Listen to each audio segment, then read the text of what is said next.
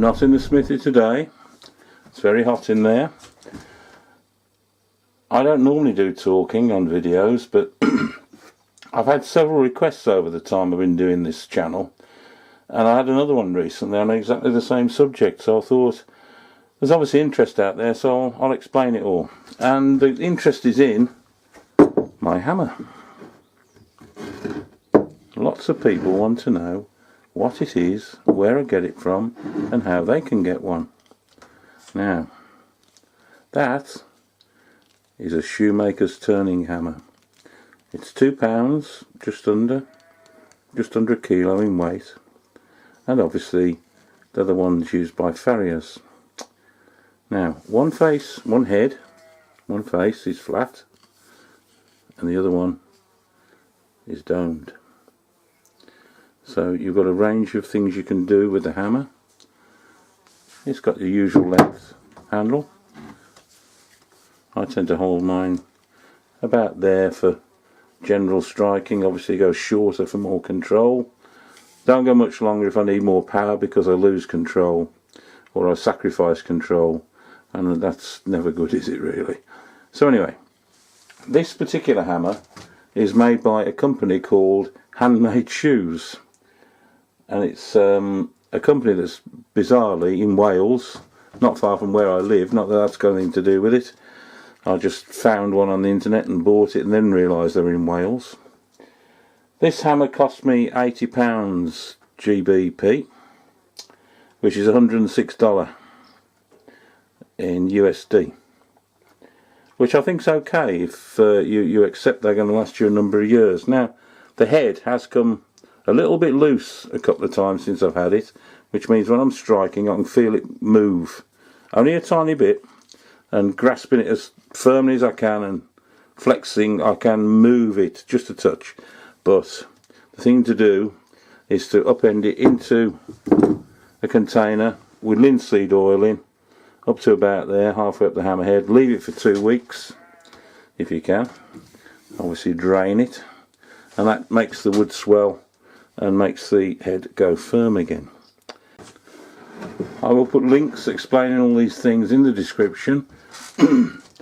It should be possible, I would have thought, I haven't looked myself, for somebody to find a similar hammer in the country they're in, which would cut down shipping costs, obviously. I do know that the company I've used, which are called Strons Home, do ship worldwide, but I don't know what the costs are. So that's it really. It's a versatile hammer because it's only £2, and that brings me on to another subject, or something, a bunch of subjects which, if you're not interested in theory and politics and fashion and what have you within blacksmithing, this is the time to turn it off. A lot of modern smiths, younger generally, tend to use these enormous cross pane hammers with, you know, 5, 6, 7, 8 pound heads, and you know, you see them striking like this, don't you? One and because they can't pick the thing up. And the other thing they do, because it's so heavy, they have to choke it. They have to hold it near the top of the handle, so they can generate the force in their limp little wrist. No, I shouldn't have said that really. Generate the force in the wrist to lift the hammer continuously. Now, this hammer, I can lift it quite happily at its fullest extent if I want to.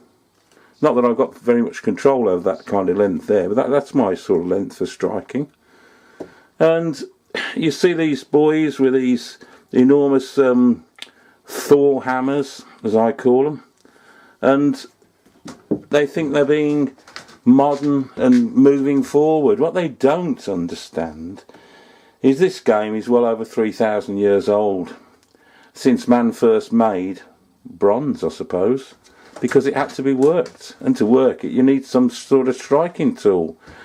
And of course, over the hundreds of generations that have gone since then, and particularly since the Industrial Revolution really, when the first part up to the 1920s, 30s, 40s, that kind of era, there were people, village smiths, all those sort of people, That's what they did all day, every day. And they had to be able to turn out whatever was required in the shortest possible time, using the minimum amount of material to make their living. And their living would have been small. It would have been hard, very hard for them to make enough money to feed themselves, get a roof over their head, clothe the family, have a family, all the rest of it. It would have been very, very hard work. And they're not going to mess about with inappropriate or ineffective tools. They are going to use the most efficient items possible. And there are videos and footage about on YouTube, if you have a look and search about a bit, of smiths working back as far as the turn of the last century, or should I say the century before. So we're talking the late 1800s, the early 1900s, okay? There's certainly footage I've seen of the 20s, 30s, 40s, loads on there of the 50s, when blacksmithing started to die because of increased industrialisation. And those boys, they didn't use weird and wonderful hammers. They had to do it all day, every day. And this modern tendency to think, some smiths, I've engaged in discussion on Facebook, for instance, with certain smiths who will have to remain nameless, who are absolutely convinced they know best. They are modern, this is the new way, and they have no idea of history and the amount of blood, sweat and tears that's been put into it over generations and generations of men and women, of course. Women were often chain makers and nail makers.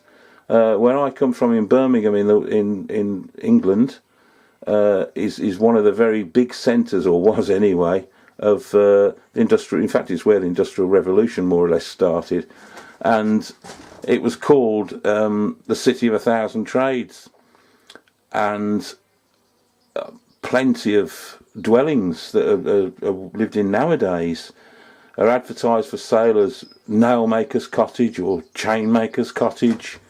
These are terraced. I don't know what the term is for different countries, but here they're called terraces. So you've got a bunch of houses all joined together in a line. Okay, townhouses is another term that's used in this country. And they were very small, but of course they're in very gentrified, affluent areas now, so they're very, very expensive. Back in the day, in certain areas in the Black Country in the West Midlands, which is next door to Birmingham, there were horrendous hovels that people lived and died at a very brutal and short life. They had forges in the back garden, and they got up in the morning and knocked out nails, or women knocking out nails and chains. And I'm not talking little tiny chains either, I'm talking decent sized ones. If you bother to look on YouTube for Cradley Heath, Cradley, Heath, West Midlands, or the Black Country, as in the colour black, and it's called the Black Country because you could look out and all the fields were black with soot. This is a rural community here, and the fields were black with soot from the furnaces, and it's still known as the Black Country, in fact.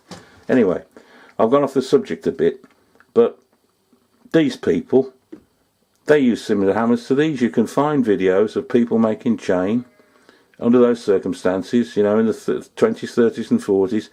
And if you have a good look, you won't see much different to that. Okay, it might not be a shoe-turning hammer, but it won't be a blooming great 6-pound headed hammer.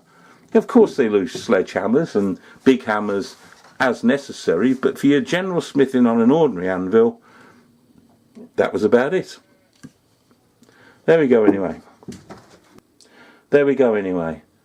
I just thought I'd put my tuppence worth in. Tell people exactly what the hammer was, because there have been a number of people interested, and then to have my personal rant about this silliness that's going on in the blacksmithing community with these youngsters who, I don't know what's happened. They've got no sense of history or anything like that, and they've got no understanding of the amount of effort that's gone into what's got them to where they are nowadays. And there we go.